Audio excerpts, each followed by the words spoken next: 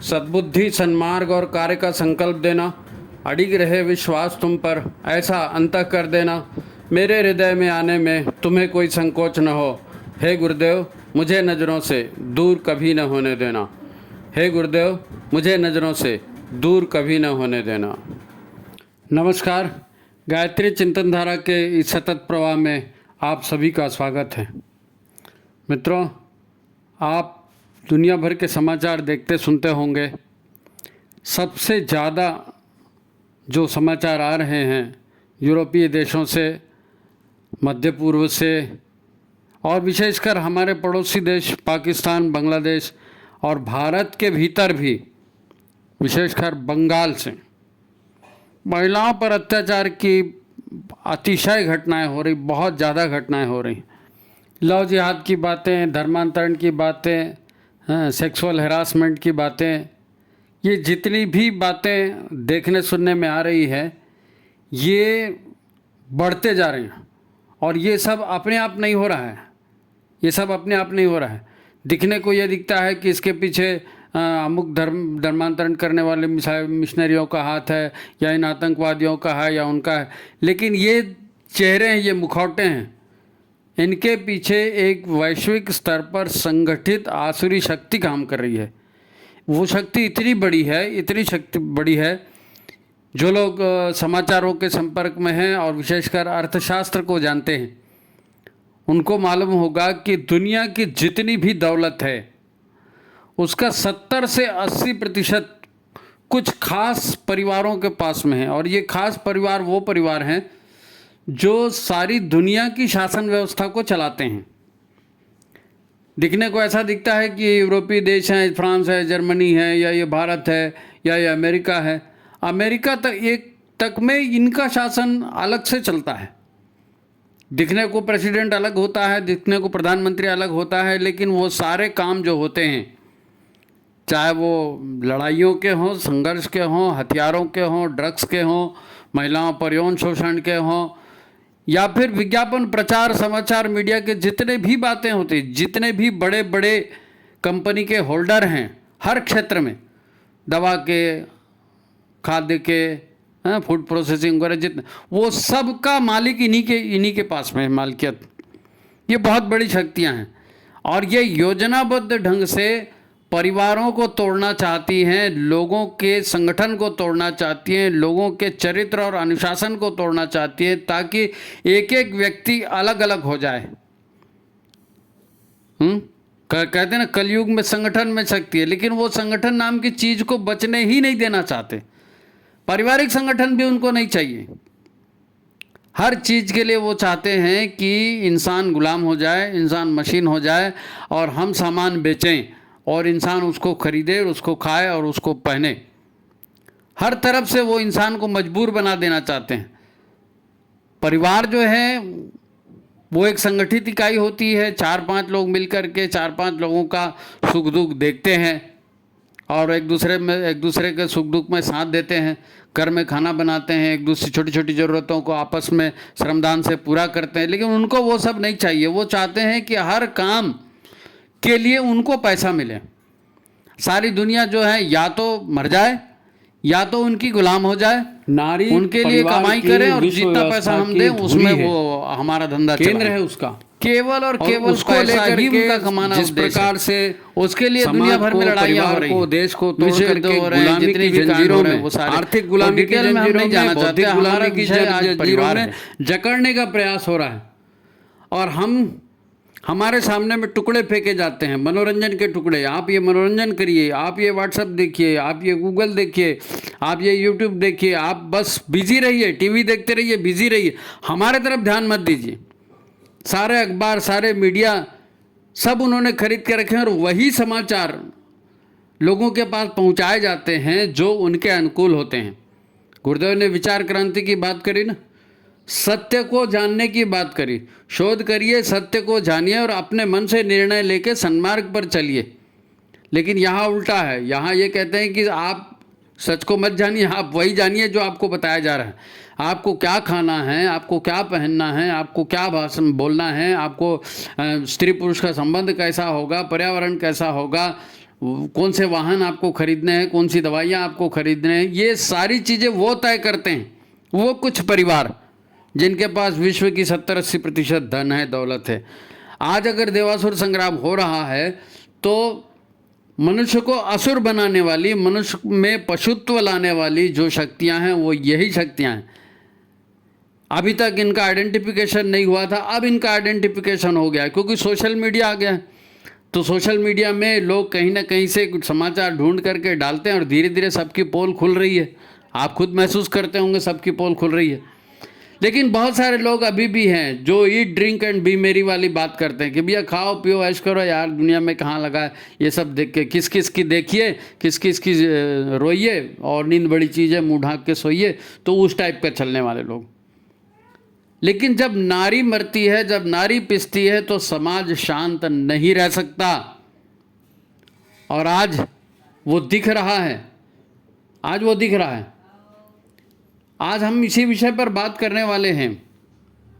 घूंघट के पट खोल, सब देखें और सब उस तंद्रा से जागें, उस बेहोशी से जागें जिस बेहोशी में वो जी रहे हैं।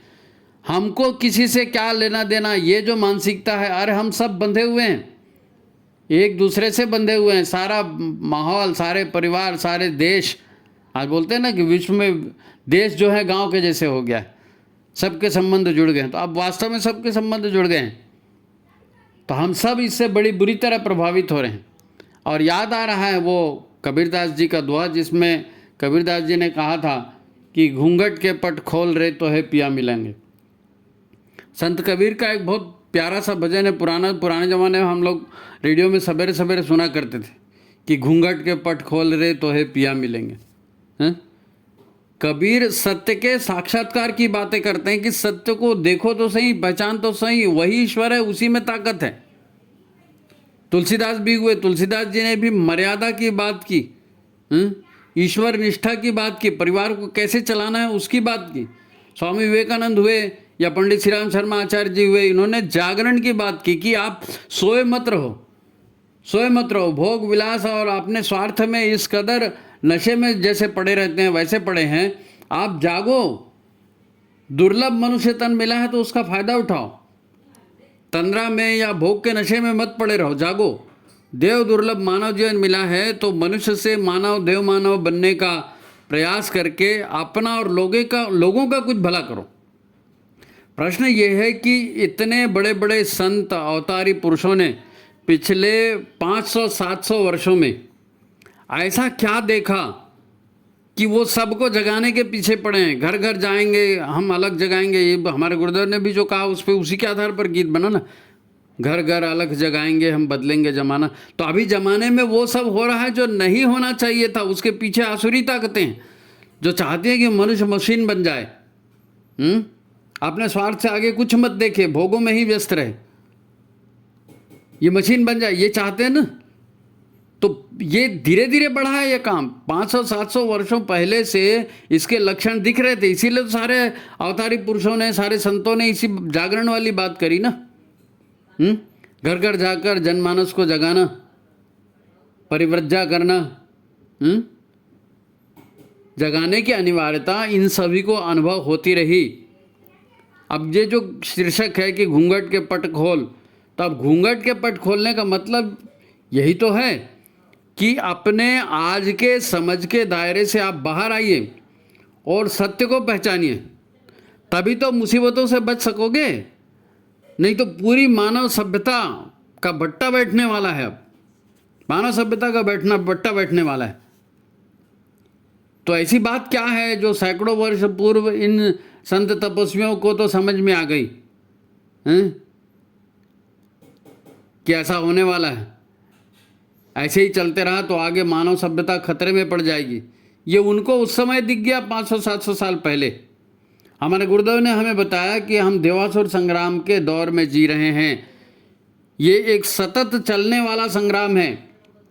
जब जब मनुष्य समाज में आसुरी प्रवृत्तियां हावी होती हैं, अनाचार बढ़ता है, झूठ, पाखंड, धोखाधड़ी, छल, ये सब बढ़ते जाता है, तो जीवन अशांत हो जाता है, लोग बेचैन हो जाते हैं, मानसिक स्वास्थ्य, शारीरिक स्वास्थ्य सब खराब हो जाता है। दर्द और तकलीफ़ें बढ़ते जाती हैं, दर्द और तकलीफ़ें बढ़ते जाती हैं। नानक दुखिया सब संसार, सब उसी में व्यस्त हैं।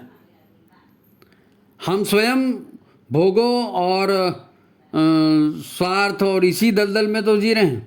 हमारे सामने उसी को आदर्श बनाकर प्रस्तुत किया जाता है। इसीलिए तो ज़्यादा से ज़्यादा धन कमाने की होड़ चली है। आदमी मशीन बना जा रहा है। सब लोग कहते हैं मशीन की तरह ज़िंदगी हो गई है, यहाँ मरने के लिए फुर्सत नहीं है। तो ये किसने बना दिया? ये माहौल ऐसा बना दिया, ये शिक्षा ऐसे बना दी कि आदमी खुद ब खुद उस रास्ते पर जा रहा है। ये आसुरी शिक्षा का कमाल है। ये आसुरी शिक्षा जो है ना, ये प्रेम को सेक्स में बदल देती है। किसी जीव का मैं फलाने से प्रेम करता हूँ तो वो बात सेक्स में ही पहुँचती है उसकी। जब अपनत्व, करुणा, सेवा की बात होती है तो आसुरी शिक्षा कहती है कि अरे काय का अपनत्व, काय की करुणा, काय की सेवा, अपना देखो, ये बकवास मत करो। आसुरी शिक्षा कहती है कि ये सब बकवास की बातें हैं। ज़्यादा राजा हरिश्चंद्र बनने की कोशिश मत करो, प्रैक्टिकल बनो। तुम्हारे अकेले से दुनिया सुधरने वाली नहीं है। मुसीबत में कौन आएगा तुम्हारी सेवा करने? तुम्हारे पास पैसा होगा तभी तुम कुछ कर सकोगे, क्योंकि हम भीतर से मजबूत नहीं हैं। उन्होंने कहा, माना कि पैसा खुदा नहीं पर खुदा से कम भी नहीं। ये ऐसा ये कुछ है, उर्दू का दोहा वगैरह लोग कहते हैं, क्या बोलते हैं उसको, शायरी कहते हैं कि माना पैसा खुदा नहीं पर आज वो खुदा से कम भी नहीं। तो इतना पैसा सिर चढ़ के बोल रहा है सबको, हर बात वहीं जाके अटक जाती है और हम उन तर्कों से हार जाते हैं जो हमको तर्क दिए जाते हैं। हम पूजा पाठ करते हैं, मंत्र जाप करते हैं, दान दक्षिणा भी देते हैं ताकि भगवान भी खुश रहे और हमारी इमेज भी समाज में अच्छी बनी रहे। यही वो घूंघट है, यही वो घूंघट है जो हमें सुरक्षा का एहसास तो देता है।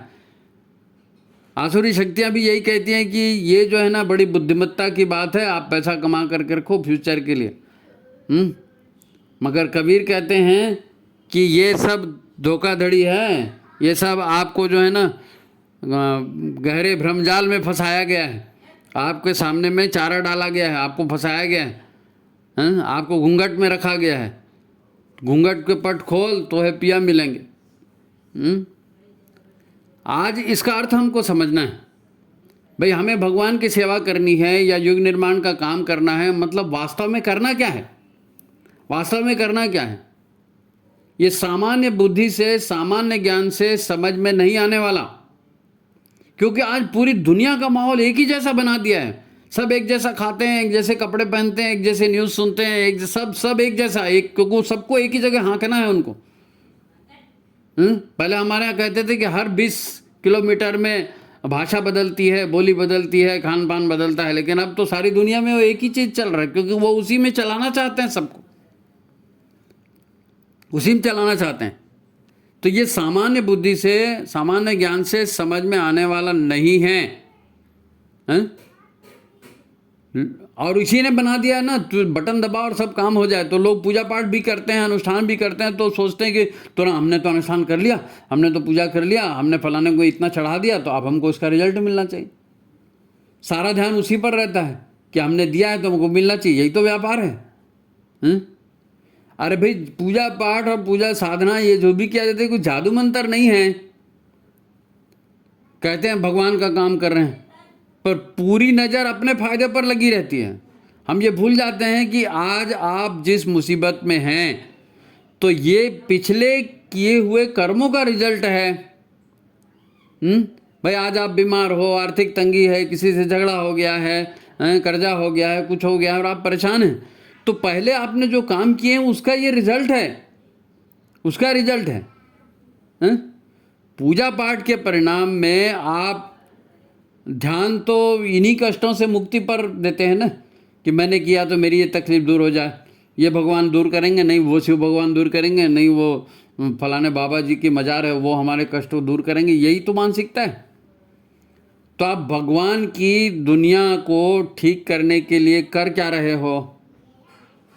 युग निर्माण का काम है ना, भगवान की दुनिया उल्टे को उलट कर सीधा करना। गुरुजी ने कहा, तो ठीक करने के लिए हम क्या कर रहे हैं? भाई मेरे, ये एक जन्म का काम नहीं है। आज हम केवल देखते हैं कि मेरी ये मुसीबत दूर हो जाए, मैं ये कर दूं तो ये हो जाए। सारी मुसीबतें तो ऐसे ही चलेंगी, इसको रोक नहीं सकते आप। ये तो कर्मों के फल हैं। ये जो नकारात्मक सकारात्मक ऊर्जाएं हमने समाज में छोड़ रखी हैं, पहले कृत्य कर चुके हैं, ये ऊर्जाएं हमारा पीछा कर रही, तो इसके तो रिजल्ट आएंगे ही आएंगे। आप कुछ भी कर लीजिए, किसी की भी पूजा कर लीजिए। अगर भगवान का काम करना है तो आज की मुसीबतों को देखते हुए संसार के लिए बहुत कुछ करना है, और वो भी ईश्वर की सेवा मानते हुए करना है, किसी लाभ के लिए नहीं कि हम ईश्वर की सेवा कर रहे हैं, इस हिसाब से करना है। अभी तो इसी जन्म के दुखों से बचने के लिए जुगाड़ में सब चल रहा है। जन्म जन्मांतर के कर्म एक ही जन्म में नहीं हटने वाले भाई। ये दुख मुसीबतें इतनी जल्दी टलेंगे नहीं। तो फिर घर गृहस्थी के काम को भी सेवा के रूप में करना है, क्योंकि जो लेने वाले देने वाले हैं वही आपके परिवार में आ गए हैं, तो अब उनकी सेवा करनी पड़ेगी। जो उनको लिया है वो देना पड़ेगा। तो निष्पक्षता से संयम के साथ चलना पड़ेगा। ईश्वर की सेवा मान करके माँ बाप की सेवा करनी पड़ेगी, बच्चों को बड़ा करना पड़ेगा, परिवार में सुख शांति संस्कार का वातावरण ईश्वर की सेवा समझ करके करिए। गुरुदेव ने 7 सूत्री कार्यक्रम दिया ना करने के लिए।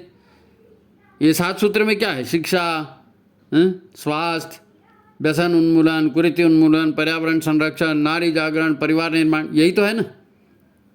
ये सारे जो काम हैं, ये स्थितियां खराब हो गई ना, इसी को सुधारने के लिए तो ये काम दिए गुरुदेव ने। ये सब खराब हो गया, शिक्षा व्यवस्था खराब हो गई, स्वास्थ्य व्यवस्था खराब हो गई, व्यसन आ गया, नारी का जो है ना वो पूरा व्यवस्था, नारी की परिवार की पूरी व्यवस्था चौपट हो गई। तब इन्हीं को तो सुधारने के लिए, इन्हीं को सुधारेंगे तो युग बनेगा ना। हमारे भीतर स्वार्थ, मोह, अहंकार, अज्ञान पीढ़ी दर पीढ़ी बढ़ते जा रहा है, पीढ़ी दर पीढ़ी बढ़ते जा रहा है। हर पीढ़ी में स्थितियाँ और ज़्यादा बिगड़ते जा रही। ये मानो जैसे वो महाभारत में कृष्णावतार हुआ है ना। महाभारत हुए 5,000 साल हो गए, तो 5,000 साल पहले कृष्ण भगवान ने स्थिति को सुधारने के लिए अवतार लिया ना। देवासुर संग्राम महाभारत का करवाया, ज्ञान दिया, आसुरी शक्तियों का विनाश किया। लेकिन इनको 5,000 साल हो गए, और 5,000 साल में फिर से लगातार हालत बिगड़ते जा रहे हैं, और अब ये इतना बड़ा परिवर्तन महाकाल को लाना है कि सारी व्यवस्था जब बिगड़ चुकी है, इतना बड़ा परिवर्तन महाकाल को लाना है, तो ये लंबे समय का काम है। ये इतने आसान और चुटकियां बजाते हुए होने वाले काम नहीं है। युग परिवर्तन का पीढ़ियों चलने वाला काम है। इतने बड़े काम में जो है महाकाल ने हमें लगाया है। गुरुदेव को महाकाल कहते हैं ना, गुरुदेव ने हमको इस काम में लगाया। तो इस काम के महत्व को भी समझना पड़ेगा। हमारी समझ से काम नहीं बनेगा। गुरुदेव ने क्या सोचा है, गुरुदेव क्या चाहते हैं हमसे, नेंग टीका नहीं करना है कि ऐसा कहा था हमने तो ऐसा कर दिया, तो मिला क्या, परिणाम देना है इन कामों से। तो बात को सीरियसली लेंगे तभी कुछ बनेगा। जब गुरुदेव कहते हैं कि नारी और परिवार ही परिवर्तन का आधार बनेंगे, तो इसका कारण भी यही है कि बिगड़ने की शुरुआत भी यहीं से हुई थी। नारी पर शोषण से, नारी पर अत्याचार से, लोगों की उपेक्षा और भोगवाद, स्वार्थ, इसी से तो बिगड़ने की शुरुआत हुई थी। और जो सूत्र है ना, यत्र नार्यस्तु पूज्यन्ते रमन्ते तत्र देवता, वो सूत्र याद है, सबको रटा हुआ है। तो जहाँ नारी को पूज्य बनाया जाता है, पूज्य बनाने पर ध्यान दिया जाता है, नारी को उन्नत संस्कारित बनाने पर ध्यान दिया जाता है, वहीं तो स्वर्ग बनता है। और अब नारी को भोग का साधन बनाया गया है। हर चीज़ के लिए नारी को ही कपड़े उतार कर प्रस्तुत किया जाता है, और इस पर कोई रोक भी नहीं रहा है। और अब तो साक्षात गली कूचे में उस पर अत्याचार हो रहा है, शारीरिक अत्याचार गली कूचे में। ये जो यूरोप के और मध्य पूर्व के, पाकिस्तान, बांग्लादेश और पश्चिम बंगाल के जो सीन बता रहे हैं, ये क्या है?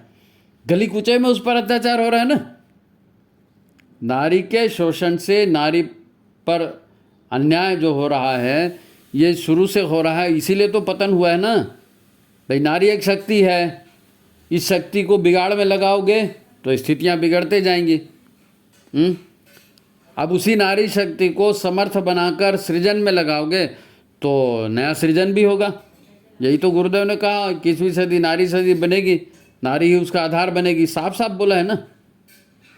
हमारे सबसे बड़ी दिक्कत यह है कि हम जीवन को एक ही जन्म का मान रहे हैं कि बस यही जन्म है, पैदा हो गए मर गए, यही जन्म है, इसी को जन्म मानो, जीवन मानो। तो ये जीवन एक शरीर की यात्रा मानकर हम जी रहे हैं और सारा सिस्टम इसी की वजह से गड़बड़ हो रहा है। भविष्य पर विश्वास ही नहीं है, जो करना अब भी कर डालो बोले तो फिर उल्टा सीधे सब कर रहा है आदमी, नैतिक अनैतिक सब।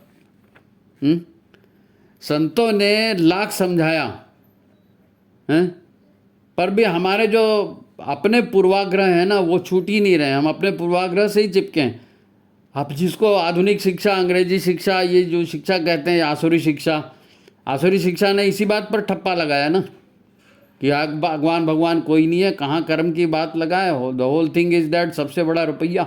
तो ये आज की शिक्षा है, इसी से सबका दिमाग भ्रष्ट हो गया है। विवेकानंद मोह निद्रा से जागने की बात करते हैं, पर हम अपना घूंघट उठाकर देखने को ही तैयार नहीं है कि समाज में क्या चल रहा है, देश में क्या चल रहा है, दुनिया में क्या चल रहा है, हम क्या कर रहे हैं, इसका क्या परिणाम होने वाला है। वास्तव में हम दो जिंदगियां एक साथ जीते हैं। मैं जो कह रहा हूं ध्यान से सुनिए, हम वास्तव में दो जिंदगियां एक साथ जीते हैं। एक तो निजी या पारिवारिक जिंदगी है, हम पैदा हुए तो पैदा होते ही कई रिश्ते बन गए, फिर उसे कर्तव्य से और भावनाओं से हम जुड़े और ये ज़िंदगी जी रही है, एक ये ज़िंदगी है। लेकिन ये ज़िंदगी मौत के साथ ख़त्म हो जाती है, मगर वो ज़िंदगी चालू है हमारी, जिसमें आत्मा पुनर्जन्म लेती है और फिर आज के कर्मों के परिणाम फिर भुगत रहे हैं, पिछले जन्मों के भुगत रहे हैं ना अभी। तो वो एक बड़ी ज़िंदगी है, ये छोटी ज़िंदगी है। उस बड़ी ज़िंदगी को हम भूल गए, उस बड़ी ज़िंदगी को भूल गए। आत्मा की अनंत यात्रा वाली परमात्मा से जुड़कर उसकी सेवा का अवसर पाना, ये तो संतों ने यही तो कहा है ना, परमात्मा की सेवा का अवसर। तो समाज की सेवा, नर सेवा ही नारायण सेवा, ये सब, इसको यज्ञ भाव बोलो, सेवा बोलो, कुछ भी बोलो, ये शिक्षा और संस्कार की बात है। आदमी ऐसा क्यों करेगा? जब तक शिक्षा संस्कार नहीं रहेंगे, परिवार में ऐसा माहौल नहीं रहेगा, नहीं करेगा। सामान्य आदमी को पता ही नहीं चलता जी, सामान्य आदमी को पता ही नहीं चलता, वो सोचता है सब ठीक चल रहा है। पर जब गुरु की दीक्षा ले ली है, गुरु से दीक्षा ले ली है, द्विज बन गए हैं, यज्ञोपवीत धारण कर लिया है, तो इसको क्या कहते हैं? द्विज हो जाना माने दूसरा जन्म मिल जाना। तो आप उस घरेलू जिंदगी से हट करके आप वो जन्म जन्मांतर वाली जिंदगी में प्रवेश कर चुके हो, आध्यात्मिक जिंदगी में प्रवेश कर चुके हो, उसी को तो आध्यात्मिक जिंदगी कहते हैं। तो फिर इस जिंदगी में घूंघट उठा के देखना बहुत जरूरी बात है, हर बात को समझना बहुत जरूरी बात है। अब जन्म जन्मांतर कर्मफल और ईश्वर की व्यवस्था और उसी पर यदि हमारा विश्वास नहीं जमेगा तो हम अच्छे काम कहाँ से करेंगे? अब गुरुदेव ने साफ साफ कहा है कि युग निर्माण कैसे होगा? व्यक्ति के निर्माण से। मतलब क्या? व्यक्ति के भीतर गायत्री और यज्ञ के संस्कारों को स्थापित करने की बात है ये, और लोगों के बजाय पहले खुद के भीतर गायत्री और यज्ञ के संस्कार स्थापित करने पड़ेंगे हैं? और ऐसे संस्कार भाषणबाजी से नहीं आते। वो स्वयं कहते हैं कि माँ का मस्तक ऊंचा होगा त्याग और बलिदान से। गुरुदेव कहते हैं ना, माँ का मस्तक ऊंचा होगा त्याग और बलिदान से। मतलब ये कि हर घर में माता पिता जो हैं वो स्वयं बेहतर संस्कारी वातावरण बनाकर स्वयं को रोल मॉडल बनाएंगे, तब तो बच्चों में वो संस्कार आएंगे। तो हम कैसे जी रहे हैं? हमारी गृहस्थी को हम तपोवन कह सकते हैं क्या? गुरुदेव ने कहा ना, गृहस्थ एक तपोवन है, हम अपनी गृहस्थी को तपोवन कह सकते हैं क्या? अरे गुरु का काम, गुरु की सेवा, गुरु दक्षिणा, यही तो है। गुरु बनाया हैं और गुरु से आशीर्वाद चाहते हैं, तो कम से कम अपने परिवार में केवल स्वयं को ही एक उदाहरण बनाकर दिखाओ ना। अपने परिवार में स्वयं को ही एक उदाहरण बनाकर दिखाओ। हमारे तो परिवार का आधार ही गलत है। परिवार का आधार मतलब परिवार की शुरुआत ही हमारी, ये जो आसुरी शिक्षा है ना, इस आसुरी शिक्षा ने हमको भीतर से राक्षस बना दिया है जी, भीतर से राक्षस बना दिया है। अब हमारे परिवार की शुरुआत कैसे होती है, उसका आधार गलत है। मैं क्यों कह रहा हूँ, देखो शादी के लिए लड़की कैसे छांटी जाती है, शादी के लिए लड़की कैसे छांटी जाती है। पहली बात तो दिखने में सुंदर होनी चाहिए, हैं? दूसरा उसका शरीर आकर्षक होनी चाहिए, और तीसरी बात पढ़ी लिखी होनी चाहिए, कमाने लायक, हैं? शादी के बाद जॉब कर सके। यही 3 चीज़ें देखी जाती हैं, यही 3 चीज़ें देखी जाती हैं। तो चरित्र और संस्कार कहाँ गए फिर, कहाँ गए चरित्र और संस्कार? जिसके आधार पर व्यक्ति काम करता है वो तो चरित्र और संस्कार है ना। ये तो कोई देख ही नहीं रहा। रूप देख रहे हो, बॉडी देख रहे हो, और कमा सकती है कि नहीं यही तो देख रहे हो ना, और क्या है। लड़का कैसा चाहिए, लड़का कैसा चाहिए, उसके लिए तो इतनी भी बंदिश नहीं है। बस लड़के की कमाई अच्छी होनी चाहिए, पैसे वाला घर होना चाहिए, और परिवार ज़्यादा जिम्मेदारी वाला परिवार नहीं होना चाहिए, तो हमारी लड़की सुखी रहेगी।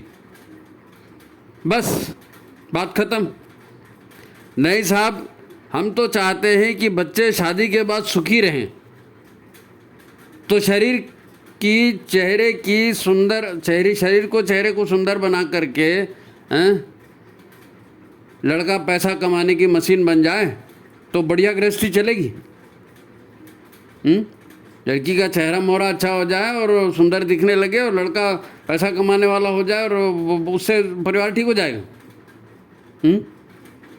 इसका जवाब आप खुद देखिए, हमारे अपने आसपास, अपने परिवार में, अपने समाज में खुद लोगों के उदाहरण देखिए, ढूंढो तो सही क्या हो रहा है। क्या परिवार स्वस्थ हैं, सुखी हैं, संतुष्ट हैं? ऐसे सारे परिवार मिल जाएं तो धरती स्वर्ग बन जाएगी क्या? ऐसे ही सारे परिवार बन जाए धरती स्वर्ग बन जाएगी? नहीं नहीं नहीं, ये नहीं चलेगा भाई, ये नहीं चलेगा। हैं? हमने सामान्य समय में जन्म नहीं लिया है, ये सामान्य समय नहीं है जिसमें हमने जन्म लिया है। हैं? ऐसे जो है ना दिनों में हम अपना घूंघट निकाल कर नहीं जी सकते। हमको दिमाग खोल करके ज़माने में क्या चल रहा है ज़रा उसको देखना पड़ेगा, बात को समझना पड़ेगा, इतिहास भूगोल सब चीज़ देखनी पड़ेगी। देखो आज भी दुनिया में भारतीय लोग जितने भी बाहर जाते हैं ना, विदेश में नौकरी करने और कमाने और जो भी बोलो आप, हैं? भारतीय लोग जितने भी बाहर जाते हैं तो वो लूटपाट नहीं करते, लड़कियों से छेड़छाड़ नहीं करते, अपने काम से काम रखते हैं, और जिस देश में जाते हैं उस देश के विकास के लिए काम करते हैं। दुनिया भर में भारतीय लोगों को सज्जन माना जाता है, समझदार, संस्कारी और मेहनती माना जाता है, ऐसा मानते हैं। इसीलिए भारतीय लोगों की दुनिया में कदर है। आप देखो ना, विश्व की बड़ी बड़ी जो संस्थाएं हैं, उसके सभी अच्छे अच्छे पदों पर भारतीय लोग बैठे हैं। क्यों बैठे हैं? क्योंकि दुनिया भर के जो लोग हैं उनसे अच्छा ज्ञान, अच्छा चरित्र, अच्छी सोच हम भारतीयों की आज भी है। वो नहीं मामा में काना मामा बोलते हैं ना, तो सारी व्यवस्था खराब हो गई। उस खराब व्यवस्था में भी आज भारत उस दीन अवस्था में होते हुए भी सबसे अच्छा है, हैं? भारतीय आज भी अच्छे पदों पर है, तो ये हमारे परिवारों के अपेक्षाकृत अच्छे संस्कारों के परिणाम हैं। हमारे आदमी अच्छे हैं, भारत के लोग अच्छे हैं, तो लोग अच्छे मतलब उनके विचार, उनके कर्म अच्छे हैं बाकी लोगों से। आज जब से भारत में नई आध्यात्मिक क्रांति आई है, आयुर्वेदिक क्रांति आई है, यौगिक क्रांति आई है, भारत में लोगों का स्वाभिमान जाग रहा है, लोग हिंदू होने पर गर्व कर रहे हैं, अपने समाज की रक्षा के लिए जागरूक हो रहे हैं। विश्व के लोग भी भारत के लोगों को आशा भरी नज़रों से देख रहे हैं कि भाई भारत मदद करेगा, भारत लूट खसोट नहीं करता, भारत के लोग अच्छे होते हैं, विश्व बड़ी आशा से, उम्मीद से देख रहा है। ज़रूरत इस बात की है कि हम जिस सामाजिक, राजनीतिक, आर्थिक, व्यापारिक, है ना, गुलामी के चक्रव्यूह में फंसे हैं, हमको ये बात बिल्कुल समझ जानी चाहिए। सामाजिक, राजनीतिक, आर्थिक, व्यापारिक चक्रव्यूह में हम फंसे हैं। हमारी पूरी ज़िंदगी उसी में फंसी है। उसको हम समझें, उसको परखें, ये ज़रूरी हो गया है। अरे अपनी भ्रांत धारणाओं का घूंघट उठाकर समझने की कोशिश तो करो। अपने को हीन भावनाओं से ऊपर उठा करके समझने की कोशिश तो करो। आखिर व्यक्ति निर्माण होता क्या है? गुरुदेव ने कहा ना व्यक्ति निर्माण, तो व्यक्ति निर्माण होता क्या है भाई? युग निर्माण की पहली सीढ़ी व्यक्ति निर्माण। तो व्यक्ति निर्माण माने क्या? विचारों का शोधन, अपनी मान्यताओं का, अपनी धारणाओं को सुधारना, प्राकृतिक जीवन व्यवहार को अपनाना, शुद्ध पवित्र होम मेड केमिकल रहित शुद्ध सात्विक आहार लेना है, स्वस्थ शरीर, स्वच्छ मन, योग, ध्यान, प्राणायाम, श्रमशील जीवन, समय से सोना, समय से उठना, यही सब करने से तो व्यक्ति अच्छा बनता है जी। उसका चरित्र अच्छा बनता है, गुण अच्छे बनते हैं। गुरुदेव ने साफ कहा है, अनाचार बढ़ता है कब? सदाचार चुप रहता तब। अब हम दुष्टों के अनाचार में सहयोगी बने हुए हैं। पश्चिमी देश जो हैं, जिनको हम पश्चिमी देश कहते हैं, वो आसुरी शक्तियाँ, ये आसुरी शक्तियाँ हमको मशीन बनाने में तुली हैं, पैसे के पीछे भगाने में तुली हैं, और हम भाग रहे हैं। पैसे से खुशियाँ नहीं आती, पैसे से खुशियाँ नहीं आती। तो गुरुदेव ने साफ कहा ना, अनाचार को आप सहयोग मत दीजिए, अनाचार खुद भी व्यवहार मत कीजिए और ऐसे इसको सहयोग भी मत। सदाचार चुप रहता है तो अनाचार बढ़ता है। हम भ्रष्ट लोगों को सम्मानित करते हैं, भ्रष्ट लोगों को सम्मानित करना बंद करिए। कोई भी कार्यक्रम करेंगे, मंचों पर तमाम भ्रष्ट नेताओं को आमंत्रित कर देते हैं। इनको गलत, इनको भगाइए बाहर।